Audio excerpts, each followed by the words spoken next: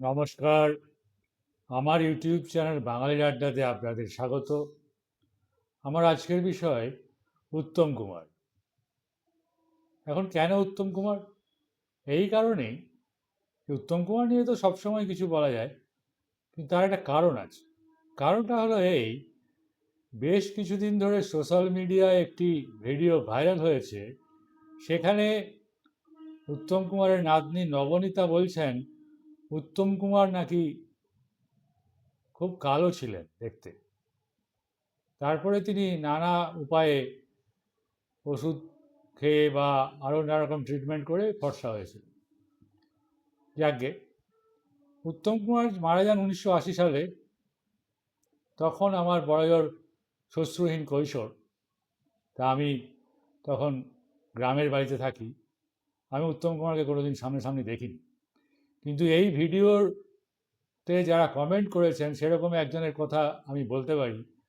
তিনি জীবিতকালেও উত্তম কুমারকে দেখেছেন, মৃত্যুর সময়ও উত্তম কুমার, মৃত্যুর পরেও উত্তম কুমারকে দেখেছেন, এবং উত্তম কুমারের ওরকম একটা অনিন্দ্য সুন্দর রূপ, যেটা তিনি এই ভাষাতেই বলেছেন তিনি আর দেখেন। এবং মারা যাওয়ার সময় তার যে হাসি, সেটাও তার মুখে ছিল। এখন কালো না ফর্সা ছিল না কিভাবে কি হয়েছিল সেটা আমি জানি না, কিন্তু আরেকজন, একজন মহান চলচ্চিত্রকার সত্যজিৎ রায়, তিনি তো কালো ছিলেন, কিন্তু তার ছবি এবং তার ব্যক্তিত্ব, তার ওরকম একটা কণ্ঠস্বর এবং সব মিলিয়ে একটা অনন্য ব্যক্তিত্বের অধিকারী মানুষ এবং ইমপ্রেসিভ ভয়েস। আমিও সত্যজিৎকে দেখিনি, কিন্তু তার ভিডিও দেখে তার এই ইমপ্রেসিভ ভয়েস সম্বন্ধে আমার জ্ঞান হয়েছে। এরকম ইমপ্রেসিভ ভয়েস আমি দেখিনি, বলা যেতে পারে, শুনিনি।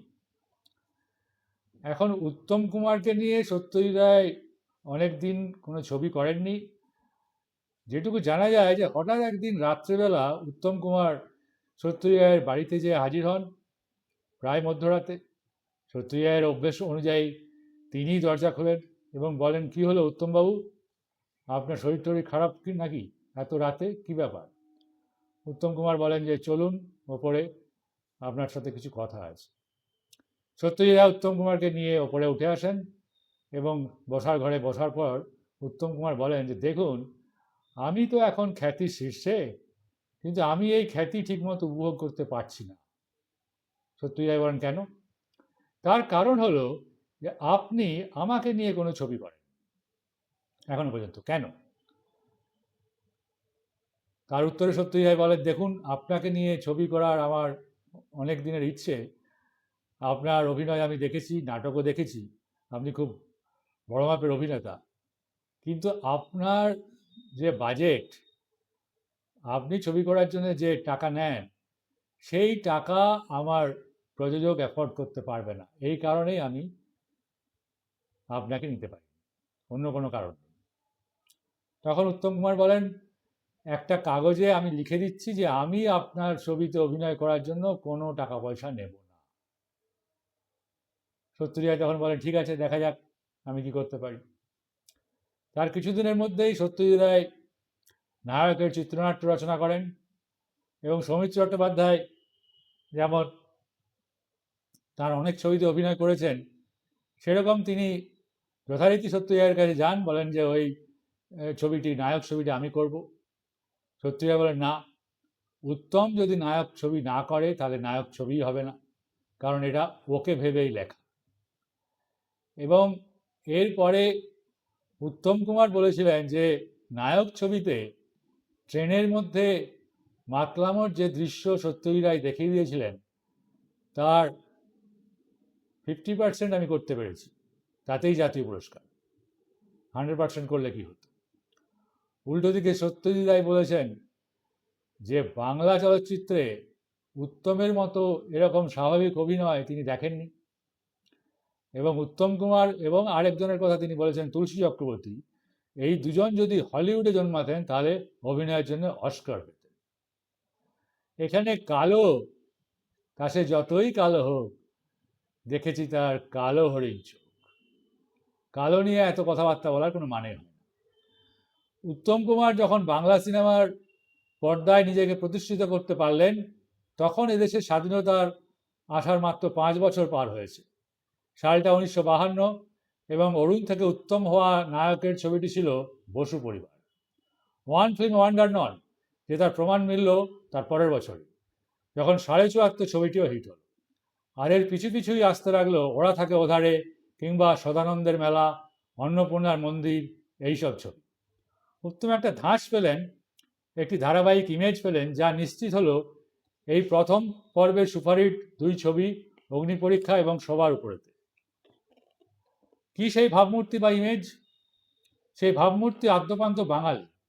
খাওয়া, বসা, পোশাক, কথা বলা, অভ্যেস সর্বত্র নিশ্ছিদ্র বাঙালি, প্রমাদহীনভাবে বাঙালি। বলা বলো এই প্রথম এমন আদ্যপান্ত বাঙালি নায়ককে বাঙালি দর্শক বাংলা সিনেমার পর্দায় পেল। তার আগে কি ইউরোপিয়ান অভিনেতারা বাংলা ছবিতে নায়ক সাজতেন? না, তার আগে বাংলা ছবিতে ইউরোপিয়ান হতে চাওয়া তারকারা নায়ক সাজতেন, একের পর এক। প্রমথেশচন্দ্র বড়ুয়া, দুর্গাদাস বন্দ্যোপাধ্যায়, ছবি বিশ্বাস সবাই হয়ে উঠতেন যেন সেই ইউরোপিয়ান সংস্কৃতিরই প্রতিনিধি পর্দায়। একথা অস্বীকার করার বোধহয় কোনো জায়গা নেই যে বাঙালি মনে একদিকে যেমন জাতীয়তাবাদের একটা ঢেউ ছিল, আবার তেমনই ছিল বিগত সাহেবি কালচারের প্রতি একটা মোহ, বিশেষত উচ্চবিত্ত সমাজে। এই অংশটার প্রতিচ্ছবি ধরা পড়ত প্রমথেশ, দুর্গাদাসদের অভিনীত চরিত্রদের চলনে বলনে। প্রাক স্বাধীনতার পর্বের বাংলা টকি 1939 মুক্তি পাওয়া পরশমণি বা 1941 সালে মুক্তি পাওয়া অবতারে দুর্গাদাসকে ধরা যাক। দুটিতেই দুরকম চরিত্র, কিন্তু কোট প্যান্ট হ্যাট শুতে দুটিতেই পুরোদস্ত বাঙালি সাহেব, যেন ইউরোপিয়ানদেরও লজ্জা দেবে। অসমের রাজপুত্র প্রমথেশচন্দ্র তো পুরোদস্তুর সাহেব, কি অন স্ক্রিন কি অফ স্ক্রিন। ইউরোপিয়ান ক্লাবে তিনি ঢুকলে তখন তার সম্মানে ব্যান্ড বেজে ওঠে, তার সাহেবী ফ্যাশন তখন মুখে মুখে। এরপর ছবি বিশ্বাস এলেন, নায়ক হিসাবে বড় সাফল্য পেলেন না শুরুতেই, কিন্তু প্রথম নজর কাড়লেন যে ছবিতে, সে 1941 সালের প্রতিশ্রুতি ছবিতে তিনি পুরোদস্তুর সাহেব। এই ছবিতে ছবিবাবুর চরিত্র ছিল দুই নায়ক পাহাড়ি সাঙ্গালো অসিত বরণের তুলনায় ছোট, কিন্তু একটি দৃশ্যে তার ছড়ি ঘোরাতে ঘোরাতে ঢোকার কেতা সবারই নজর কেড়ে নিল। এই ছবির নায়ক অসিত বরণ কোট প্যান্ট পরেন, কিন্তু ছবিবাবু তাকে এই এক সিনে টেক্কা দিয়ে দেন, হয়ে ওঠেন talk of the town. Bangla ছবি তখন এতটাই ইউরোপ বিলাসী। এ নিয়ে কিছু হাউতাসের কথাও ছিল বিমল রায়ের উদয়ের পথে ছবিতে। কিন্তু শুধু হাউতাসের চিড়ে ভিজবে না, উদাহরণ চাই। উদাহরণ, নতুন স্বাধীনতা, দেশের নতুন জাতির জন্য এক গর্বের নায়ক চাই, যে চলনে বলনে পোশাকে কেতাই হবে বাঙালি সাংস্কৃতিক রাষ্ট্রদূত। আর সেটাই ঘটে দিলেন উত্তম কুমার। ধুতি পাঞ্জাবি পরনে এক যুবক, তার ধুতি পরার মধ্যে আছে এক আটপৌরেপনা। সেই ধুতি পরার ভেতর সামন্ততান্ত্রিক অহংকার নেই, নেই নাগরিক বাবু কালচার, আবার গ্রাম্যতাও মিশে নেই তাতে। যা আছে তা এক সচল স্বাচ্ছন্দ্যময় কেজো চলাফেরা, যৌবনের এক নতুন সপ্রতিভতা। উপনিবেশের স্পষ্ট চিহ্ন কোট প্যান্টের বিপরীতে সদ্য স্বাধীন বাঙালি যৌবন যেন খুঁজে পেল জাতীয় পোশাক। উত্তমের কেরিয়ারে একেবারে প্রথম হিট ছবি বসু পরিবার থেকেই ঘটনা ঘটলো একেবারে চোখে আঙুল দিয়ে দেখিয়ে দেওয়ার মতো করে। এই ছবির গল্পে দুই নায়ক, একই পরিবারে দুই ভাই, ছোট ভাই নেপাল নাগ, কিন্তু সারাক্ষণই কোট প্যান্টে তদরুস্ত হয়ে ঘুরলেন।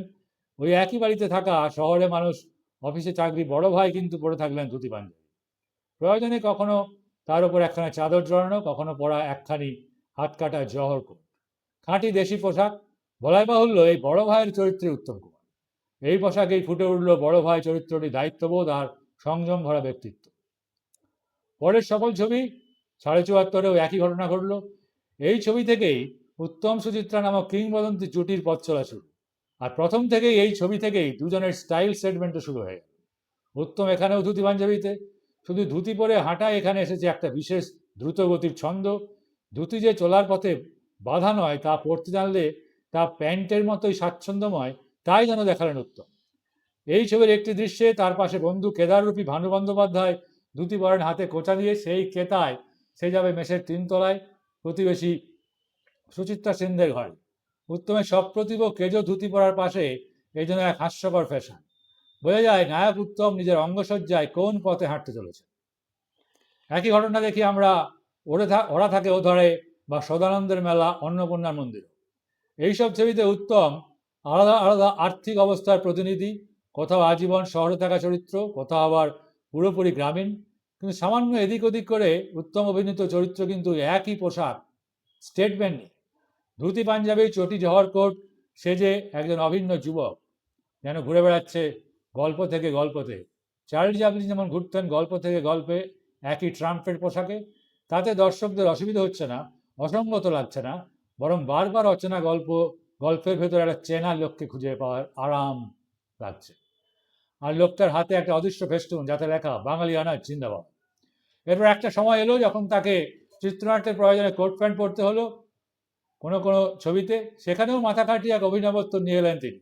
কোট প্যান্ট পরেও সেখানে খাঁটি আগমার্কা সাহেব সাজলেন না তিনি, বরং একটা ব্রেক আনলেন, সেখানে চমৎকার বুদ্ধিমত্তার প্রয়োগ ঘটে। যখন কোট প্যান্ট পরলেন তখন সঙ্গে টাই বা ভেস্ট কোট সহ পরলেন না, 3 পিসের বদলে পরলেন 2 পিস। কোট প্যান্ট, তলায় একটা সাধারণ জামা, হয়তো কখনো আরও বেশি প্রথা ভেঙে কোটটা পরলেন একটা পাঞ্জাবির উপর, তলায় ধুতি, ওপরে বিদেশি পোশাকের ছোঁয়া, কিন্তু তা বিনির্মিত বাঙালি পথে। জার্মান সমাজতাত্ত্বিক ম্যাক্স ভেবার একবার জনপ্রিয়তার মনস্তত্ত্ব নিয়ে কথা বলতে গিয়ে বলেছিলেন, একজন তারকা হলেন একজন সজীবনী অভিনেতা, মানে শুধু পর্দায় অভিনয় পারফরমেন্স দিয়ে একজন জনপ্রিয় তারকা তৈরি হন না, তার সঙ্গে তার অতিরিক্ত আরও কিছু লাগে। পত্রপত্রিকার পাতায় তার জীবন সম্পর্কে বেরোনো নানা খবর, তার লড়াই, তার পছন্দ অপছন্দ, এমনকি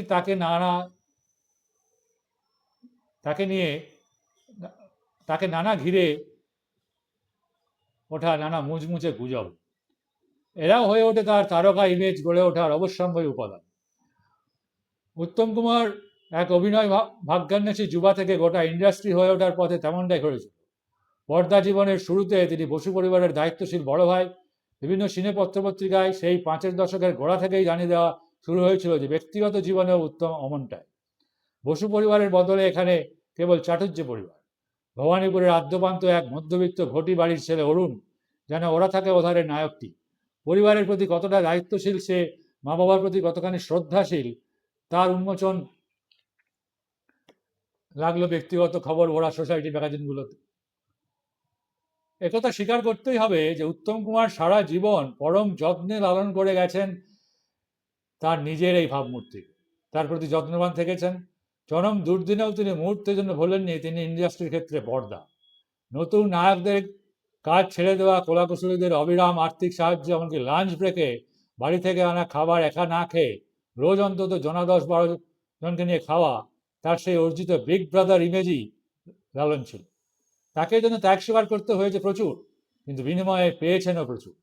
আজীবন, এমনকি মৃত্যুর পরও হয়ে থেকেছেন বাঙালির বর্দা। শুধু কি তাই, সোসাইটির ম্যাগাজিনগুলোর অন্তরঙ্গ গল্পসূত্রে পাঠক তো ক্রমাগত জেনে গেছে কি খেতে ভালোবাসেন তিনি। সেখানেও গেরস্থ বাঙালি বাড়ির হেঁসেলের জয় জয়কার। কখনো সেখানে কোনো ইউরোপিয়ান বা চীনা বা দক্ষিণী খাবারের লিপসা নেই। কি খেতে ভালোবাসতেন তিনি? ঝাল ঝাল মাংসের ঝোল আলু দিয়ে, অবশ্যই খাসির মাংস। বাঙালি বনদে বাড়ি তখন তত মুরগি চেনে না, কিন্তু তালিকায় সর্বোচ্চ মাছ, ইলিশ, চিংড়ি আর ভেটকি।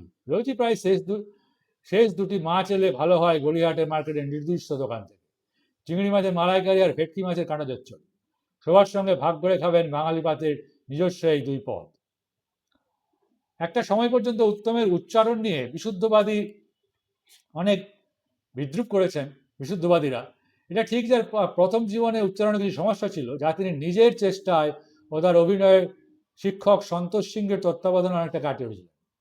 কিন্তু মজার কথা হলো এটাই, তারকা খ্যাতির ম্যাজিক বা তার অন্তঃস্থিত রসায়ন যে অনেক খুঁত, সেখানে বিনা সার্জারিতে ঢাকা পড়ে যায়। প্রবন্ধ সেই খুঁত বা দুর্বলতাটাই হয়তো উত্তরকালে হয়ে ওঠে তার সিগনেচার। উত্তমের ক্ষেত্রেও এই ম্যাজিকের তাঁবুটা খুলেছিল তার সেই ততটা বিশুদ্ধ নয় ঈষৎ মোটা জিভের জোরানো উচ্চারণকে আদর্শ বাংলা উচ্চারণ বলে ধরে নিল বাঙালি। তাদের মনে হলো পর্দার বাস্তবতার জন্য এই বেশ, বরং একদিক থেকে ভালো, এর ভেতর থিয়েটারি ঢং নেই, কিন্তু এটা রসায়ন উত্তম প্রয়োগ করলে দেখা যাবে এই ধরনের সংলাপ বলাকে যতটা বাস্তবসম্মত বলে মনে হোক না কেন, উত্তমের ভেতরে চালিয়ে দিয়েছিলেন এক সুরেলা ঢং, একটা অন্য নাগরিক স্ক্যানিং। একটু থেমে, একটু কেটে, কিন্তু একটা ঝোঁক নেওয়া ছন্দে। বয়স তত বেড়েছে যত বেশি তিনি আত্মবিশ্বাসী হয়েছেন, এই সুর, ছন্দ, ঝোঁকের প্রবণতা বেড়েছে তত বেশি। এটা পরপর তার ছবি ধারাবাহিকভাবে দেখলেই বোঝা যায়। এর সঙ্গে মিশে ছিলেন বাঙালি ঘরের কিছু আদব কায়দা, যেমন তার একটা উদাহরণ দেওয়া যাক, প্রণাম এবং নমস্কার। বড়দের প্রণাম করার ক্ষেত্রে দ্বিধাহীনভাবে এগিয়ে এসে শরীরটাকে টান টান রেখে ঝুঁকে পড়া, এগিয়ে আসার সময় একটা দ্রুত পায়ের ছন্দ ব্যবহার করার মাঝেই তার নিজস্ব সিগনেচারটা থাকতো। পর্দায় ছোঁয়ায় বাঙালির দুই রোল মডেল 5-এর দশকের মধ্যপর্ব থেকে। একজন চাটুর্যে বাড়ির বড় ছেলে, তো অন্যজন রায় পরিবারের মানিক সত্যজিৎ রায়। ফ্যাশন ক্যাতা ইমেজ একে অপরের 180 ডিগ্রি বিপরীত। প্রথমজন উত্তম ছিলেন সদ্য স্বাধীন জাতি বাঙালির সামনে নিজস্ব অভিজ্ঞানের খোঁজার প্রতীক, আর এর উল্টো দিকে সত্যজিৎ রায়ের ভেতরে সেই একই সময়ের বাঙালি খুঁজে পেয়েছিল স্বাভাবিক ভাবমূর্তির প্রতি তার বরাবরের অবচেতনে লালিত আকর্ষণ। সত্যজিতের কোট প্যান্ট ইংরেজি বলার সঙ্গে বিদেশে ঘুরে আসা সমাদরযোগ্য হয়ে তিনি হয়ে উঠেছিলেন মিস্টার রে। বাঙালির এই ধ্রুবতারা যেন ছিলেন একে অপরের পরিপূরক। বাঙালি সংস্কৃতির মনস্তাত্ত্বিক ইতিহাস সে অন্য এক গবেষণার বিষয়। এখন একটা কথা বলতে পারি যে উত্তম কুমারের মতো এরকম স্বাভাবিক অভিনয় আমি আমার এই 53 বছরের জীবনে আর কাউকে করতে দেখি। আমি চলচ্চিত্রবিদ্যা পড়া এবং পড়ানোর সুবাদে প্রায় সারা পৃথিবীর বিভিন্ন দেশের ছবি দেখেছি এবং অনেক হলিউড স্টারেরও ছবি দেখেছি। একটা সময় যেখানে মনে করা হতো ইতালীয় নায়ক মার্সেলো মাস্ত্রোনির সঙ্গে উত্তম কুমারের তুলনা করা হতো, তার চলন হাঁটা চলা দেখতে তারা অনেকটা একই রকম ছিলেন। কিন্তু আমার বলতে কোনো বাধা নেই, উত্তম কুমার মার্সেলো মাস্ত্রোনিকেও ছাপিয়ে গেছেন এই স্বাভাবিক অভিনয়ের গুণে। অর্থাৎ সারা পৃথিবীতে এরকম স্বাভাবিক অভিনয়, এরকম নায়ক আমি বলতে বাধ্য হচ্ছি আমার আর চোখে পড়ে। এই জন্যই তিনি উত্তম। অধমরা তার পরে পরে আসবে। উত্তম একজনই এবং মহানায়ক একজনই, তার নাম উত্তম কুমার। এখন এই বিষয়টি যদি আপনাদের ভালো লেগে থাকে তাহলে আমার বাঙালির আড্ডা চ্যানেলে উত্তম কুমার এই এপিসোডটি